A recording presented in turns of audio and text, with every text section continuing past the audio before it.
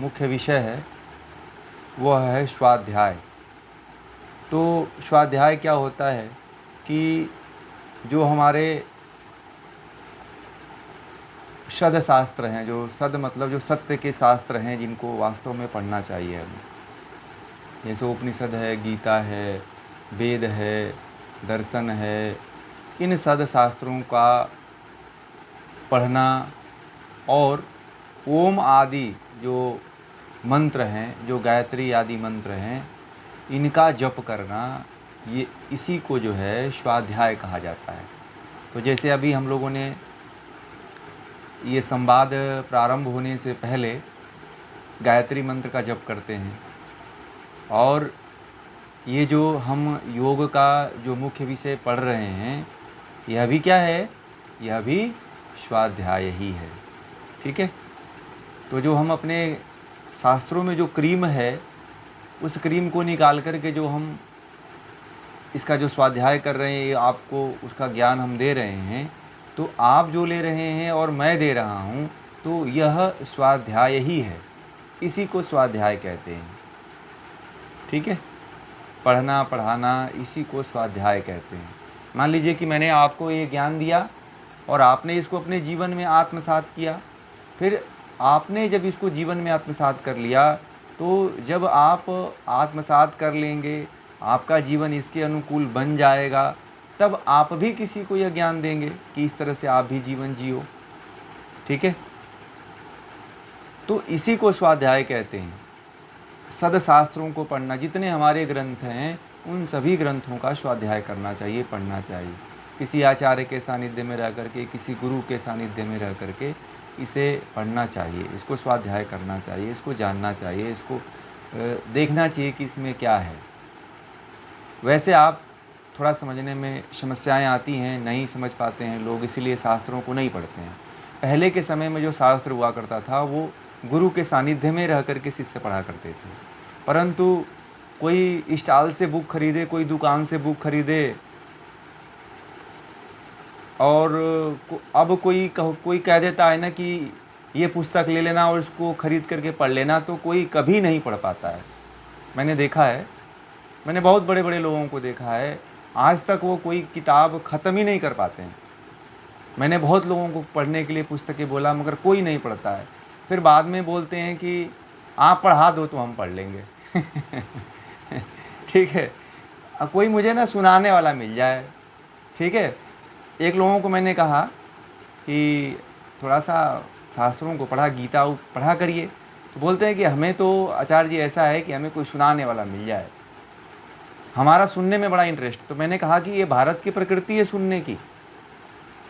ये बात आप सही कहा, आपके जीन में है। भारत के लोग सुनते थे। भारत का जो ज्ञान था वो श्रुतियों, नहीं, भारत का जो ज्ञान आया ना, जो भारत का एक दूसरे में जो ज्ञान आया था, वह सुन करके ही आया था। पता है आपको? ये तो जो पुस्तकें और जो किताबें लिखी गई हैं ना, ये बड़े बाद में लिखी गई है। पता है आपको? ये पुस्तकें, ये जो वेद, ये जो इसको लिपिबद्ध बहुत बाद में किया गया है। समझ में आ गया आपको? राम, यहाँ तक कि राम और कृष्ण के समय में भी ये लिपिबद्ध नहीं थी। ठीक है। इसको बाद में लिपिबद्ध किया गया कि चलो इसको लिपिबद्ध कर देते हैं, एक पुस्तक बना देते हैं, एक पांडुलिपि बना देते हैं। ठीक है। पहले ये लिपिबद्ध नहीं हुआ करता था, पहले कहीं लिखा नहीं जाता था। ये तो पहले ऐसा था कि एक गुरु ज्ञान देता था, दूसरे शिष्यों को देता था, और वह सुन करके कंठस्थ कर लेता था, और वही ज्ञान अस्थायी रहता है। मैं आपको बताऊं, जो सुनकर के ज्ञान यदि आपके चित्त में बैठ जाता है, तो वह परमानेंट हो जाता है, फिर उसको कोई हिलाने वाला नहीं होता है। परंतु यदि पुस्तक पढ़ोगे ना, तो 1000 पुस्तकें, भ्रमित हो जाओगे आप। जितने पीएचडी हैं, पीएचडी करने वाले हैं, एक हमारे मित्र हैं, उनको कहते हैं कि permanent head damage, PhD. P का मतलब परमानेंट, और एच का मतलब हेड, और डी का मतलब डैमेज। तो वह पुस्तकें पढ़ते पढ़ते, पुस्तकों को छानते छानते वह परमानेंट हेड डैमेज हो जाता है उनका। और देखिएगा, जितने प्रोफेसर हैं, जितना वो संशय में और जितना वो भ्रमित रहते हैं, दुनिया का कोई भी व्यक्ति नहीं रहता है। पता है क्यों? क्योंकि बहुत सी किताबें पढ़ लेने के बाद भी व्यक्ति भ्रमित हो जाता है कि मैं जाऊं किधर। एक हमारा मित्र है, पीएचडी किया हुआ है, वो उसका मार्ग ही नहीं तय हो पाता है कि वो किधर जाएगा। वो समझ में आ गया? कभी शिव को लेके खड़ा हो जाता है, तो कभी दूसरे संत को लेके खड़ा हो जाता है, तो कभी मीरा को लेके खड़ा हो जाता है। तो उसका लाइन ही लेंथ आज तक क्लियर नहीं हो पाएगा वो किधर जाएगा वो। तो जो बहुत सी किताबें पढ़ते हैं वो भ्रमित हो जाते हैं। जानते हैं क्यों? वह तय ही नहीं कर पाता है कि, क्योंकि वह जिस किताब को पढ़ता है वो उस किताब का हो जाता है। तो फिर उसको ये संशय हो जाता है कि मैं कौन सी किताब को पढ़ूं, कौन सी किताब को पढ़ के मेरा उद्धार होगा। तो ऐसे ही लोग जो है भ्रमित हो जाते हैं। आजकल बहुत से प्रोफेसरों से आप बात करिएगा, जो दुनिया का जो बड़ी बड़ी यूनिवर्सिटियों के जो प्रोफेसर हैं ना, उनका कंसेप्ट क्लियर नहीं रहता है कि किधर जाएं वो। मैं वास्तविक बात बता रहा हूँ आपको। आपको नहीं हो तो आप जांच लेना और आपको ये मिल जाएगा। क्यों? क्योंकि वह 50 लेखकों का अनुभव उदाहरण देने लगते हैं कि इसने ऐसा कहा है, इसने ऐसा कहा है, कार्ल मार्क्स ने ये कहा है, तो रविन्द्रनाथ टैगोर ने ये कहा है, फिर महात्मा गांधी ने ये कहा है। फिर वह क्या करता है, कॉपी पेस्ट करके इनका रेफरेंस वाली पढ़ाई पढ़ता है। वो उसका लाइन लेंथ क्लियर नहीं होता है। हाँ,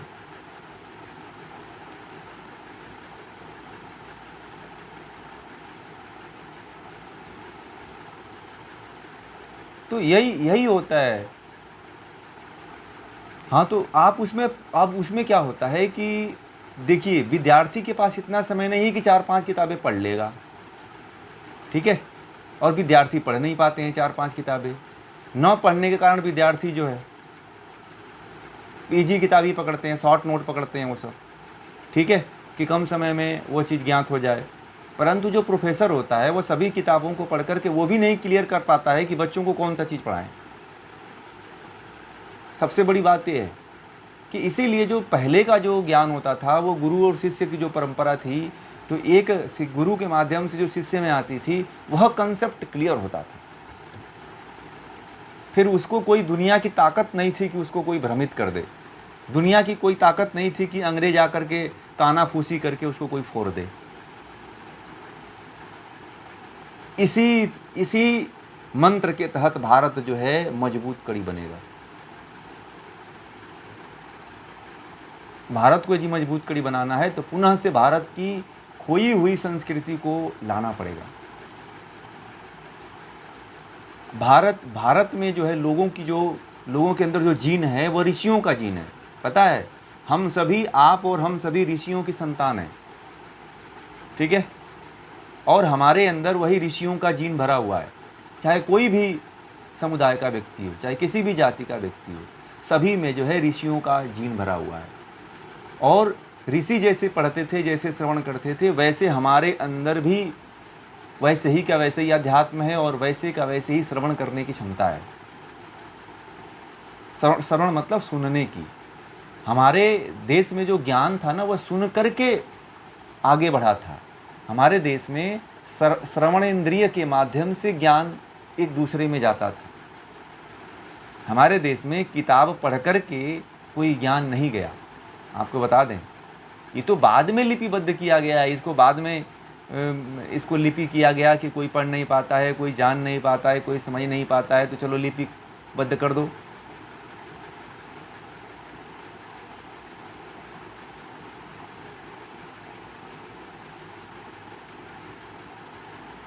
हाँ, वो बोल के, तो इसीलिए जो है देखिए, हाँ, इसीलिए जो है हमें जो है इस कंसेप्ट को जो है विकसित करना चाहिए। क्योंकि इस कंसेप्ट को यदि, हाँ, पशुओं में भी,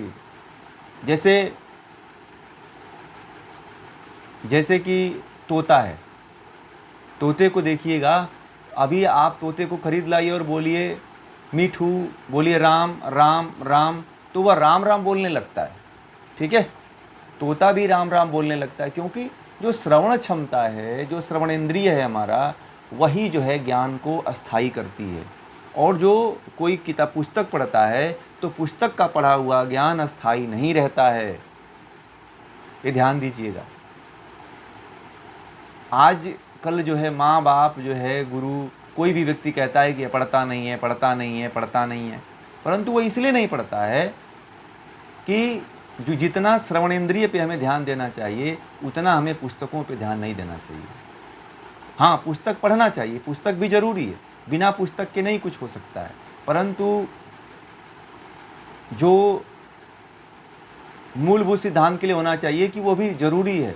परंतु जितना हो सके कोई गुरु इतना समर्थ हो कि स्वयं अध्ययन करके, जान करके, समझ करके और श्रुति के माध्यम से, अपने प्रवचन के माध्यम से उनको सुनाए। इसीलिए देखिएगा भारत के लोग जो है कथा आदि में बड़ा इंटरेस्ट लेते हैं। ठीक है, कथा यदि कहीं हो तो वहाँ पे लाखों की संख्या जुड़ जाती है। ठीक है, क्यों? क्योंकि उनको सुनने को मिलता है। ठीक, तो इस तरह से जो है हमें स्वाध्याय करना चाहिए। इस स्वाध्याय की आज बहुत आवश्यकता है। वेद आदि पढ़ना चाहिए,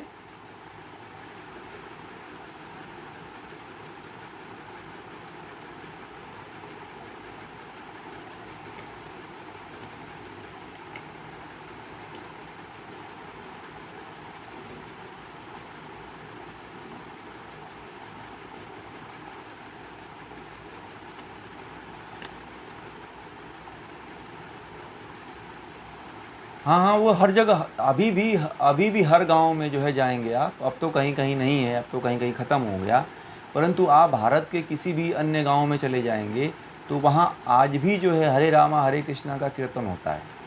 ठीक है, और भी कई अलग अलग भजन भी करते हैं, अलग अलग भी जो है वहाँ का जो रास होता है, जो वहाँ का लोकगीत होता है, उसको भी लोग गाते हैं। महिलाएं जो हैं उसके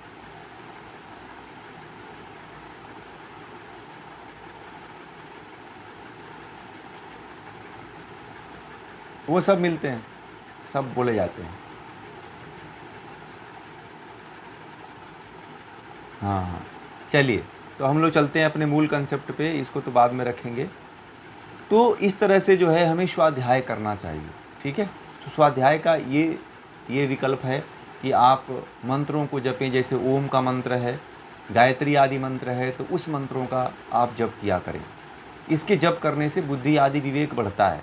ठीक है, और मन एकाग्र होता है। सबसे बड़ी बात है कि मन की एकाग्रता इन मंत्रों से होती है। अभी बड़े स्तर पे रिसर्च आज के वैज्ञानिक ये भी कर दिए हैं कि जो है दुनिया का सबसे बड़ा महामंत्र जो है गायत्री मंत्र है। उन्होंने भी इस मंत्र पे बहुत ज़्यादा रिसर्च कर चुके हैं। अब हम चलते हैं ईश्वर प्रणिधान। तो समस्त विद्याओं को, जितने भी संसार की विद्या है, उसको देने वाला कौन है? परमेश्वर है। और परमेश्वर के प्रति जो है भक्ति रखना और परमेश्वर के प्रति, परमेश्वर के सभी आदर्शों को मान करके उसके प्रति आचरण करना। और जो भी हम कार्य करते हैं, जो भी हम मतलब कि अपने जीवन में जो भी व्यवहार करते हैं, वो सभी व्यवहार को ईश्वर के प्रति समर्पित कर देना। ईश्वर के प्रति जो है जो कोई भी कार्य करते हैं, ईश्वर के प्रति हम उसको समर्पित कर दें कि यह आपके द्वारा ही हो रहा है, यह हमारे द्वारा नहीं हो रहा है, और आपके कृपा के द्वारा ही हो रहा है। यानी कि एक तरह से समर्पण का भाव। जो भी, क्योंकि संसार में जो भी आप करते हो वह परमात्मा के द्वारा ही करते हो, और परमात्मा के प्रति विशेष भक्ति रखना। परमात्मा ने जो नियम बताया है, जो हमें पालन करना चाहिए, उसका भी परमात्मा को समर्पित कर दें। और हमें सत्य का आचरण करना चाहिए, हमें जो गलत चीज़ है उसका नहीं आचरण करना चाहिए, वही उसी को धर्माचरण कहा गया है। और लौकिक फल नहीं चाहना। जैसे मान लीजिए कोई आपने कर्म कर दिया, अच्छा कर्म, तो उसका फल की इच्छा नहीं रखना, और ईश्वर को प्राप्त करने का लक्ष्य रखना। अपने जीवन में ईश्वर को प्राप्त करने का लक्ष्य रखना, यही जो है ईश्वर प्रणिधान है।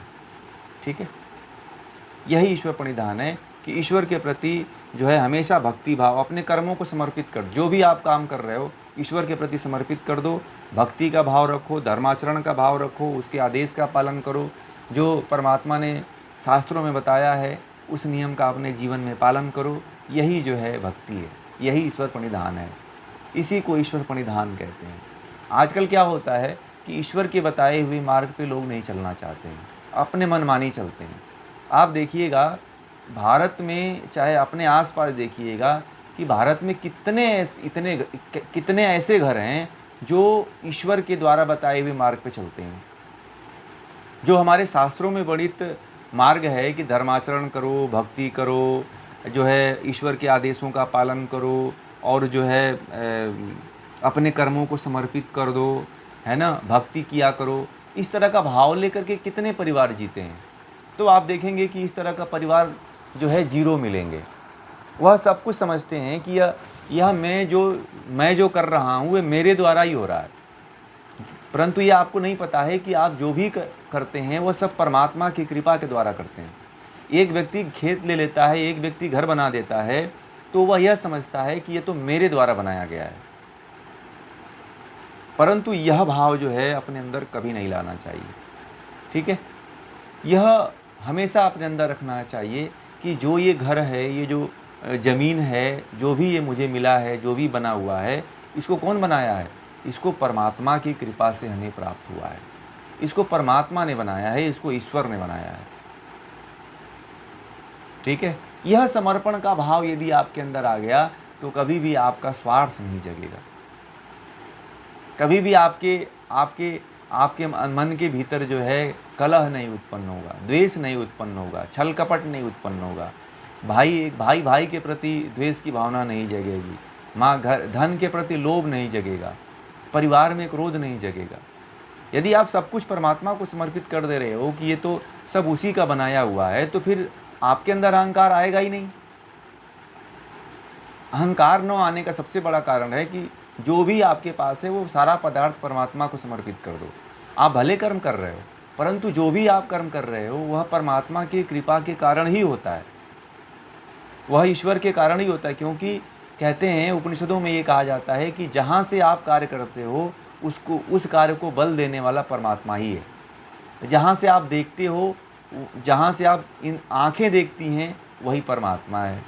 जहाँ से आप बोलते हो वही परमात्मा है। जहाँ से आप सुनते हो वही परमात्मा है। जहाँ से आप खाना खाते हो वही परमात्मा है। तो यह सब परमात्मा को ही समर्पित कर देना चाहिए, और परमात्मा के प्रति जो है विशेष प्रकार की भक्ति रखना चाहिए। यही ईश्वर प्रणिधान है। और ईश्वर के द्वारा बताए हुए जो नियम हैं, जो शास्त्रों में वर्णित है, चाहे आपको ये इसके माध्यम से जो दिया जाता है, इसको पालन करना चाहिए अपने जीवन में। इसी को धर्म आचरण कहते हैं। धर्म का आचरण मतलब अपने जीवन में उतारने का जो कार्य होता है उसी को आचरण कहते हैं। और इसको अपना दिनचर्या बना करके इसको अपनी आदत बनाइए। हमारे देश में आजकल क्या हो रहा है कि लोग इसको आदत नहीं बनाते हैं, फालतू की आदत डाल रखा है लोगों ने। जिस आदत को नहीं होना चाहिए उस आदत को लोगों ने बना लिया है, और उसमें जी करके अपने आप को बड़ा ही गौरवान्वित महसूस करते हैं। और इसमें कोई जीता है तो घर वाले ही परेशान कर देते हैं कि अरे ये तो देख रहा हूँ तो साधु सन्यासी न बन जाए। क्योंकि घर वालों को भी बड़ी चिंता होती है कि यदि आप भक्ति विशेष रखते हो, परमात्मा के प्रति साधना करते हो, तो घर वाले परेशान हो जाते हैं कि कहीं ना कहीं लग रहा है कि कहीं साधु तो नहीं बन गया, कहीं बाबा तो नहीं बन गया। ठीक है, मैं इस तरह से लोगों को मोटिवेट करता हूँ तो मेरे घर वाले कहते हैं कि ये बाबा बन गया। तो मैं कहता हूँ कि बाबा बनने में क्या बुराई है। आप संसार में एक डॉक्टर बन के, एक इंजीनियर बन के, एक गृहस्थ बन के किसी लोगों को आप जीवन में कोई कुछ दे ही नहीं पा रहे हो, तो मैं तो बाबा बन करके बहुत लोगों को बहुत कुछ दे रहा हूँ। आप समाज के लिए क्या कर रहे हो? तो लोग कहते हैं कि अरे तुम बाबा बनो भैया। मैंने कहा कि ठीक है, मैं जहाँ पे हूँ मुझे वहीं छोड़ दो आप। लोग मुझे बहुत कहते हैं कि आप लग रहा है कि आप बाबा बन गए। मैंने कहा कि मैं वास्तव में बाबा बन गया। मैं आज से नहीं, मैं जीवन जीता हूँ तो सन्यासी की तरह जीवन जीता हूँ। मैं आज भी ज़मीन पे सोता हूँ। आज भी मैं ज़मीन पे जब चलता हूँ तो देखते हुए चलता हूँ कि मेरे पैरों से एक चींटी ना मरे। और यह सारा गुण सन्यासी का होता है। केवल मेरे वस्त्र नहीं बदले हैं।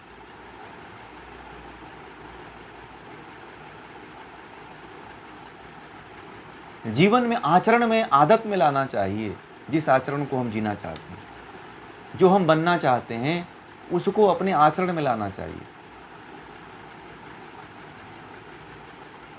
ठीक है। आप कहते हो कि हमें कल्याण नहीं करना है, हमें समाज का कल्याण करना है, देश का कार्य करना है, तो देश के लिए आप आंतरिक रूप से कर क्या रहे हो? समाज के लिए आप कर क्या रहे हो? देश और समाज के लिए आप कुछ करते नहीं हो और कहते हो कि मैं तो देशभक्त हूँ, मैं तो राष्ट्रवादी हूँ। ये जितने राष्ट्रवादी हैं, इनको जब हवा भरो तो राष्ट्रवादिता इनके अंदर भरी रहती है, और जिस दिन हवा उसमें से निकाल दो उस दिन ये घर पे पड़े रहते हैं, और कहाँ राष्ट्रवादिता हो गई, कहाँ राष्ट्र गया, सब भूल जाते हैं। ये सभी राष्ट्रवादियों की बात कर रहा हूँ मैं आपको। अंकित भाई, अहमदाबाद में सबको इकट्ठा करेंगे तो 2-3 दिन तक सबके अंदर राष्ट्रवाद का हवा भरा रहेगा। उसके बाद सब अपने अंदर घर जाकर के सब भूल जाते हैं कि राष्ट्रवाद क्या होता है, क्या राष्ट्र के प्रति काम करना चाहिए।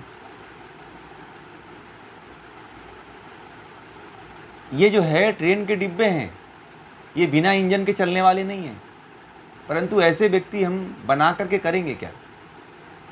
यदि आज इंजन खराब हो गया या इंजन जल गया, ईंधन नष्ट हो गया, तो फिर राष्ट्र को कौन खींचेगा? आज ज़रूरत है कि हर व्यक्ति इंजन बने।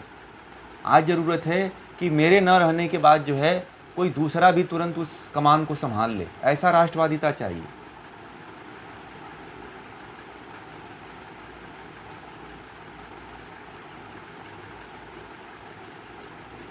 जिस समय भगत सिंह और चंद्रशेखर आज़ाद की टोलियां बनी थी, और उस समय जो उन लोगों ने जो है राष्ट्र के नाम पे जो क्रांतिकारियों को इकट्ठा कर रखा था, यदि एक क्रांतिकारी जाता था तो भगत सिंह की तरह तहलका मचा करके आता था।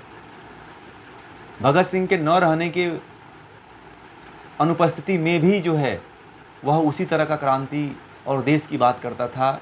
आप सुनेंगे, और 7,35,000 क्रांतिकारियों की जिस दिन आपको कथा और कहानी जिस दिन आपको पता चलेगी, आपके रोंगटे खड़े हो जाएंगे कि उसमें से सब योद्धा हुआ करते थे। उसमें से कोई ऐसा नहीं था कि जो भगत सिंह के न रहने के कारण सब उनका कमांड ढीला हो जाए। भगत सिंह के न रहने के बाद भी क्रांति नहीं रुकी थी, आपको ये भी बता दूं। भगत सिंह के फांसी पे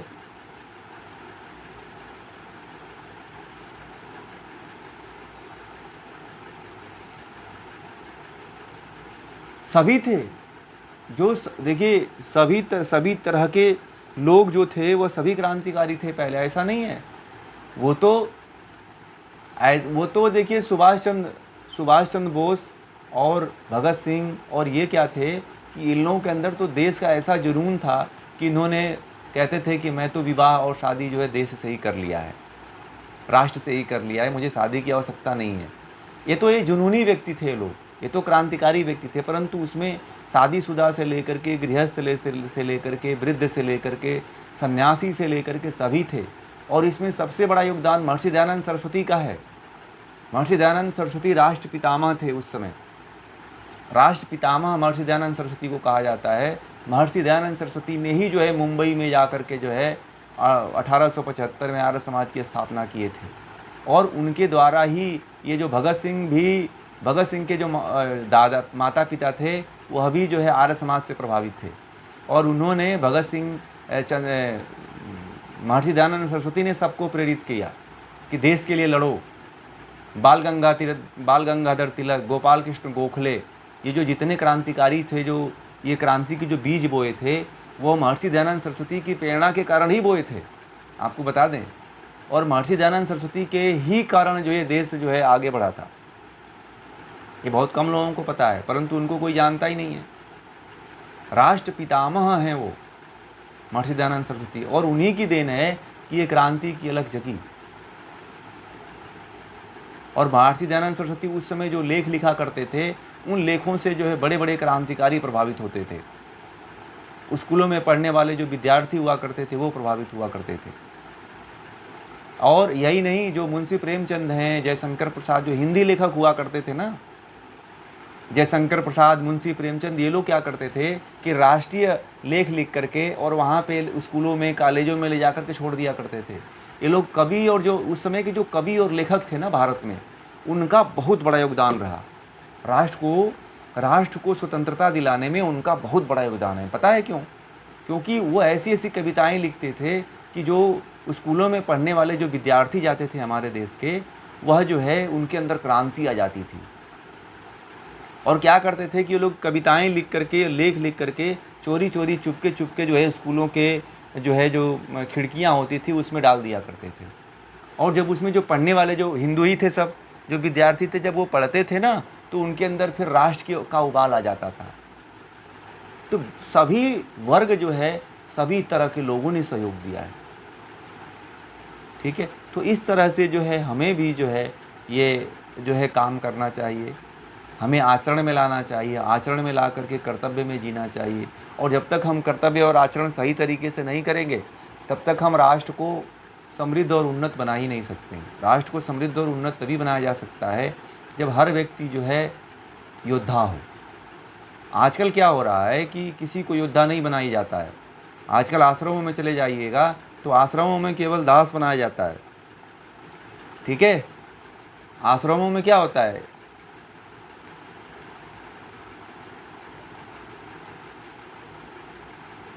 अभी तो गुलामी कहिए कि अभी किसी से कह दीजिए कि गुरुजी आपके कहाँ है, ये काम कर दो, तो बोलेगा गुरुजी नहीं है, काम नहीं हो पाएगा।